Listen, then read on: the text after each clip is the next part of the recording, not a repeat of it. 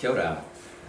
Kia ora. So really thank you for inviting me. It's a pleasure to meet many of you. There are only a couple of familiar faces that I do recognize, but it's a pleasure to be here. So as Hayden mentioned, toku Antonio Viselli, ko Antonio Viselli toku ingwa. I am senior lecturer in French studies, also head of MATI at the moment. And MATI is our department's kind of new child, I should say. I'm in the Department of Global Cultural and Language Studies, where we offer French, Spanish, German, Russian, Chinese, Japanese, and European studies. Students can take MATI in any of the languages that we offer in our department, as well as Te Reo Maori. So we launched MATI for the very first time last year, which was a bit of a complicated year for everybody. So we were very excited to kind of get the ball rolling, see what kind of demand we had, both locally and internationally, and then COVID hit, and we had to come up with many plans B through nearly Z. To backtrack a little bit, the inception of MATI was really born from a need to push, first of all, students further in their language proficiency, and still trying to pop that Anglo bubble of living in an Anglophone country where we think we can just get by in English. And our department's doing a great job of increasing in numbers at the undergraduate level, but students don't necessarily take postgraduate study, unfortunately, with us. That is changing, but we saw MATI as an opportunity for students to continue in their language journey from a linguistic, cultural, and translation studies perspective. We also thought it's absolutely imperative to have a degree in the South Island. And so it was especially our head of department, who is Evgeny Pavlov, head of Russian studies, who I think has been in touch with NZSTI in the past, who really put this whole project together, of which I'm only one member of the team, Wei Tang being another member within our department as well, Sergio Redondo, Susan Bouderet, Peter Lowe, and many others. Right, so we're very fortunate to have a dynamic team. We wanted to have a bit of a point of difference with Christchurch being the center, and that was, yes, to push language proficiency, yes, to focus as well on translation as well as interpreting, and also to have a few themes that would resonate with Christchurch post-March 15th, and also thinking about translation and interpreting in times of crisis. So I'm happy to report that the numbers this year are looking quite healthy. We have in fact tripled our numbers, even though we're still in the single digits, 9, maybe 10 as of today. So it's a good start. And we have students studying absolutely every single language that we offer. And interested students from other disciplines, such as linguistics or other degrees, who are complementing or supplementing their other postgraduate studies with one of our courses on offer, such as Langue 401, which I will discuss in just a couple of minutes. So we have students from Te Reo, Russian, Chinese, Japanese, French, Spanish, and also a student from Brazil who is just interested in our courses. Right, so for 2021, we have a few projects. First of all, we want to really see what the cohort is like. We will be gauging the demand for MATI, both locally and internationally, hoping that our borders will open relatively soon. And I overheard endorsements as I walked in. We will be looking into a couple endorsements, the first one being NZSTI, and we have been in touch with NZSTI. I think my first exchange with them was, Evgeny, my predecessor in my role, was in touch with NZSTI. I've since sent a couple of emails that date back to, I think it's June 2020, and so we're a bit behind on trying to get recognized by this fabulous association. And then NATI accreditation and recognition, which I understand is becoming more and more complex. I apologize, I responded to your email a bit late today, but we are aware it is on our horizon that there are changes to the interpreting examinations and recognitions through NATI. I'll make a point of stressing the N in NATI and M in MATI to not confuse the two. So we will eventually be looking at some courses that will target specific languages in hopes of preparing students a bit more for these examinations. Some talks have already started within heads of departments and deans to see what resources might be available. We're already a bit stretched as it is, so we are taking baby steps with Matty at the moment to really gauge interest and demand. But that is something on our radar. It is something that we would like to offer in the near future. Right, so I will walk you through Matty. It is available in two distinct pathways, so students can choose to take it as an applied professional qualification.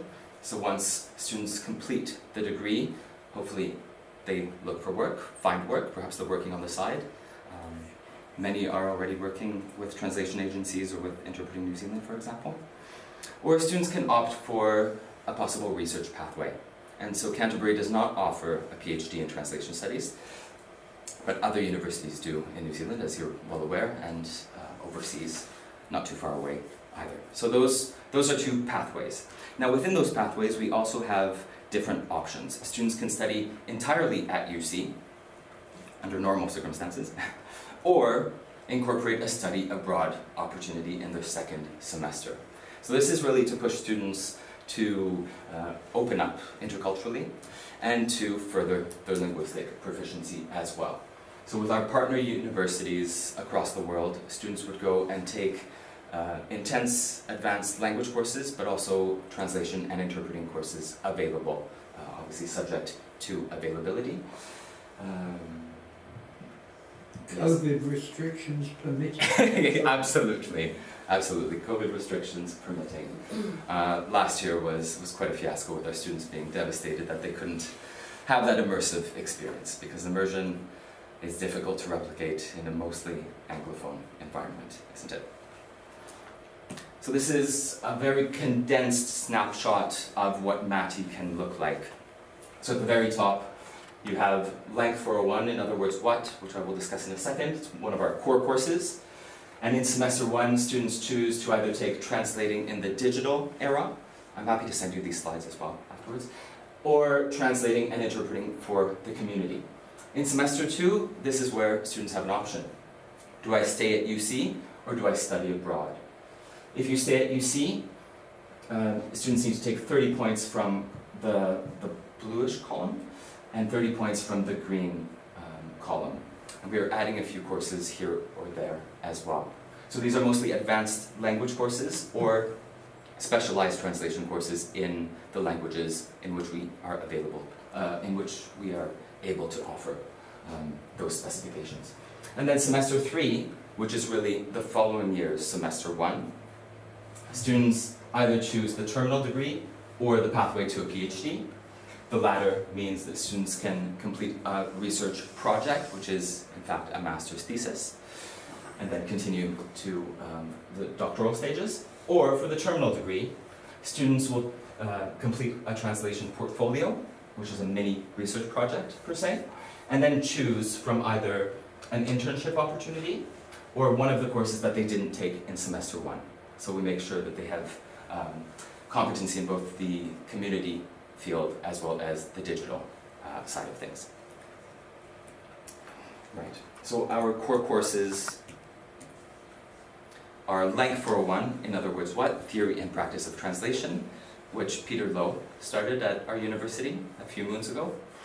Yes, and I chose a textbook for whatever language. It's more theoretical. Absolutely. That textbook has been used widely and is now in its third edition. It's in its third edition. So Mona Baker's In Other Words is still the textbook that we use today. And so this course brings in guest lecturers mostly from within the university, who work in translation studies, who research in translation studies, and a couple guest lecturers from industry as well.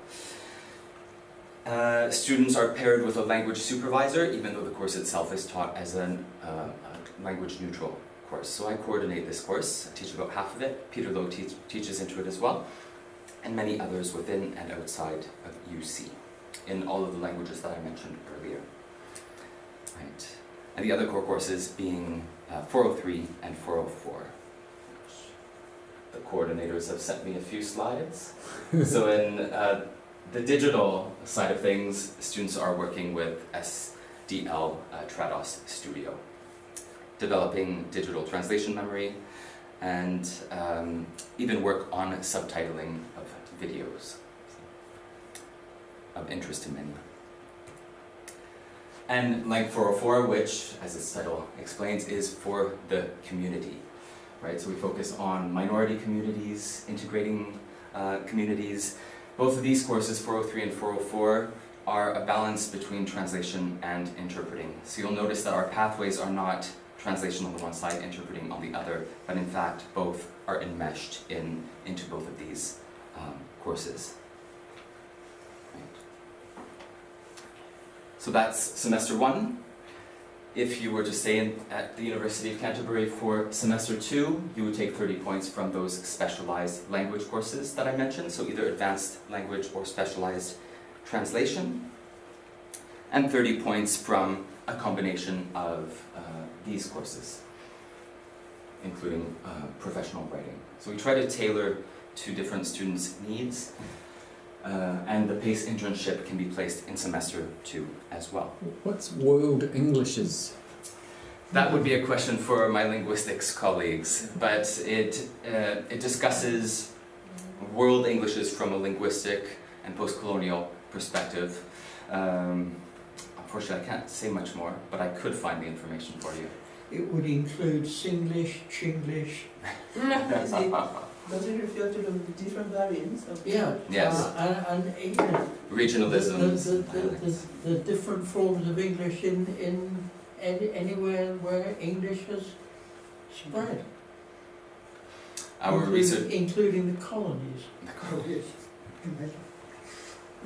in Canada. Is that what you said? Our colleagues in the linguistics department, funded by mostly Marsden projects at the moment, and they work primarily on New Zealand English. So you can imagine much of that content goes into this course as well, phonetics particularly. But I'm happy to dig a bit more. Semester 2, once again, if you choose to go abroad, then students enroll under Lang 407, and we correspond with our partner universities to make sure that students are taking the appropriate courses to fill the requirements. And that all happens through our International Relations Office as well, hopefully as of 2022. And semester 3, as you saw in the paradigm I showed you earlier, students either choose Lang 406, which is a hashed out research project, or they can take the portfolio and PACE 495, which stands for Professional and Community Engagement, or one of the courses they didn't take earlier. So on that note, PACE internships, I have a few slides from them.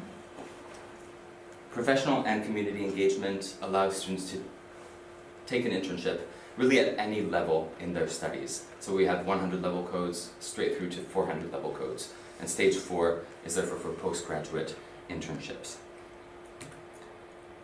Students would complete up to 150 hours of internship, and they are paired with a supervisor when we are at the higher stages of PACE to complete the academic components of their work. So for a bit more information, we have the coordinator, Freddie Jefford, or our partnerships manager, Claire Murray. I would welcome anyone to get in touch with them. Applications online, once again I'll send this information through, and their email is readily available. So we are still in the initial steps of finding suitable partners. We would like our students to have an applied degree. It is very much a professional degree at its core. And if students can job shadow or have more immersive experiences in the language of study, then these would be fantastic opportunities for them, getting real life experience and seeing the language working in real life. Can an internship also be domestic? Yes, it can. It isn't usually only domestic. Because of COVID, there have been some online international PACE internships that have been set up, but they are primarily domestic and local. I'm currently supervising, for example, a student who is at Burnside Primary School in the French-English bilingual unit. And they are working alongside children, mostly for French as a foreign language, but there are translation opportunities there, for example. So very, very local. So if you do have ideas or are interested at all, please, I'd be happy to hear from you. Right. So that's that once again. Now that I've gone through most of the courses, we recommend students divide it into 3 semesters. However, it is possible to complete it in 1 year if you really, really want to, which means the PACE portfolio can be moved into either semester 1 or semester 2. Sorry, the translation portfolio can be moved, and the internship can be moved as well. Right? So students would essentially be taking 3 courses in semester 1, 3 in semester 2. It is a bit much, so our students opt for 18 months for a 180-point master's. And some students go as far as taking it part-time because they are working, and they can take 3 years to complete the degree. So the internship is for one semester? 1 semester, Roughly correct. how many months? Is that 3 or 4 months? Or? That's February through to June, let's say, so a few months, 150 hours. It is a bit intense. So that is the feedback we received from a couple of students who did it last year. And so we were thinking about stretching that out a little bit as well. If it can begin in semester 1, but trickle down through into semester 2 as well, then that would be very beneficial to us. So we need to discuss these options with our PACE office. We're actually also thinking about changing the structure in PACE 495 as well, to decrease the components from academic, the level of involvement of academic components. Correct. So students can be more focused in the actual work. In the internship. Because we don't have the breakdown at the moment. Wei Tang is on the board of study for PACE, and yes, there are discussions at the moment to reduce the academics, the reflective aspect, the essays that accompany this work, to put more weight on the internship itself, given 150 hours are quite substantial. Yeah. So entry requirements, we ask that a student has a bachelor's degree, at least a B+ average in 300 level courses, or bachelor's degree with relevant professional work experience, or admission with academic equivalent standing. So we are looking at applications on a case-by-case basis at this stage. We ask at least 60 points at 300 level, so stage 3, in either of the languages that we offer, or demonstrated equivalent competence in one of those languages. English as a first language or evidence of English language ability, with the equivalent of IELTS score 7 overall with no section below 6.5. Right. So if you do have any questions, there's my face again, please get in touch with me, or Jill Winfield, who is our administrator in languages, and I will be happy to answer your questions or direct you to the person who can. Especially all of our language program conveners will be able to assist as well with language-specific opportunities. Happy to take any questions, comments, suggestions. Why haven't you offered Listening. Romanian? Oh, right. Yeah. You could be French. My question was, why haven't we offered Italian? My Italian-Canadian roots one. Polish. Wanted that Polish. So these are very valid questions, and questions that I've been asking myself. Spanish is now one of our strongest programs at UC, after Japanese probably. Yes. And our enrollments are up this year at every level, which is quite astounding. Is it because they couldn't leave?